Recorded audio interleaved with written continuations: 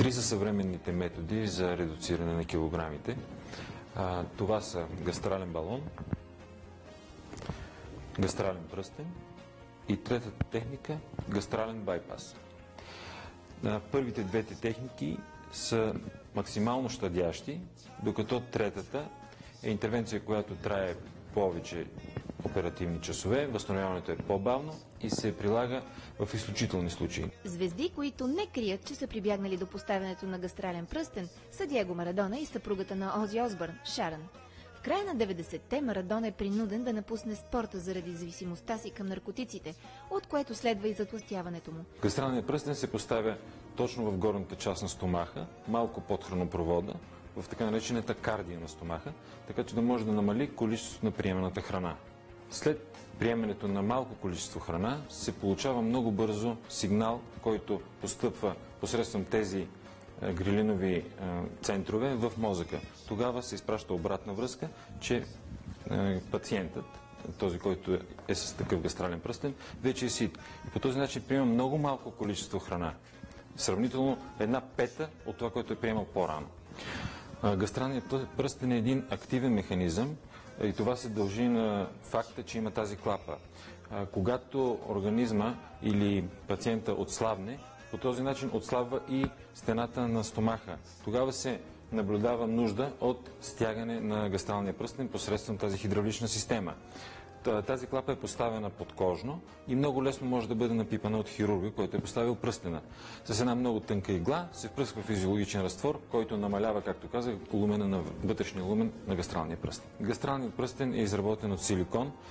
Както знаем, силикона и титана са двата материала, които са напълно съвместими с човешкия организъм. Няма нужда да бъде премахван гастралния пръстен. Веднъж поставен, той няма нужда да бъде отстранен. Процедурата по поставяне на гастралния пръстен е чрез безкръвна хирургия или така наречената лапароскопска хирургия. Преди да си сложи гастрален пръстен, Шарън Осбърн изглежда като типичната дебела домакиня. Повратната точка в живота й се оказва 1999, когато й поставят гастрален пръстен. След това за една година отслабва с 50 кг.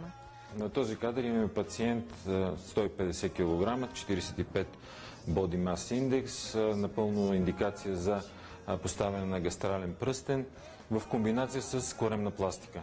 Една година след поставянето на гастралният пръстен, това е резултата, загуба на 80 кг с постоянно задържане на тези килограми вече 4 години след поставянето на гастралният пръстен. Не е нужно да се спазват специфични диети и това е благоприятното при тази методика, защото при нея може да се консумира всичко, но гастралният пръстен те принуждава да консумираш храната в много малки количества. Сред българските звезди, успешно подложили се на процедурата, е известната изпълнителка на народни песни Николина Чакърдъкова.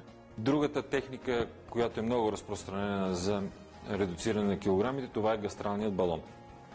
Тук виждаме гастралният балон, къде се поставя в стомаха, той е пълен с въздух и по този начин изплува като шамандура и запълва горният полюс на стомаха. Гастралният балон се поставя в случаи, когато трябва да бъдат редуцирани 5 до 10 кг, не повече, тъй като за повече килограми е необходимо да се постави по-радикален метод да се използва. Затова го поставяме в случаи, когато пациентите са наднормени 5 или 10 кг, които могат да бъдат загубени в тези 6 месеца, в които балонът ще престои в стомаха. След това той се премахва и се надяваме пациентът да е променил хранителните си навици и вследствие на това да запази изгубените килограми. И двата метода са иновативни и с много добри резултати, но аз лично препоръчвам за продължителни и по-ефективни резултати гастралният пръстен.